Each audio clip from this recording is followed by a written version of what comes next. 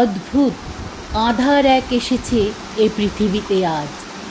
যারা অন্ধ সবচেয়ে বেশি আজ চোখে দেখে তারা, যাদের হৃদয়ে কোনো প্রেম নেই, প্রীতি নেই, করুণার আলোড়ন নেই।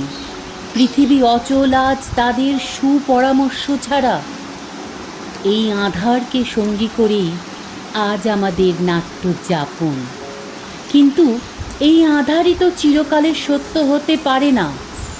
সভ্যতার সংকটে কবি লিখেছেন, ইতিহাসের একটি নির্মল আত্মপ্রকাশ হয়তো আরম্ভ হবে এই পূর্বাচলের সূর্যোদয়ের দিগন্ত থেকে। আর একদিন অপরাজিত মানুষ নিজের জয়যাত্রার অভিযানে সকল বাধা অতিক্রম করে অগ্রসর হবে তার মহৎ মর্যাদা ফিরে পাবার পথে।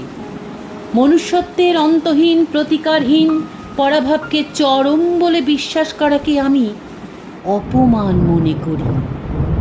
এই কথা আজ বলে যাব, প্রবল প্রতাপশালীরও মদমত্ততা আত্মম্ভরিতা যে নিরাপদ নয়, তারই প্রমাণ হবার দিন আজ সম্মুখে উপস্থিত হয়েছে।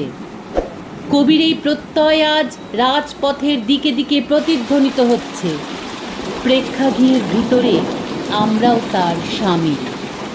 সাতরঙা সূর্যের ভোর একদিন আসবেই, এই ভরসায় আধার রঙের বন্ধনীকে হাতে বেঁধে আমাদের আজকের নিবেদন ইভাল ফ্রিসারের হোয়াট অ্যাবাউট লিওনার্দো অবলম্বনে নাটক অথবা রবি ঠাকুর।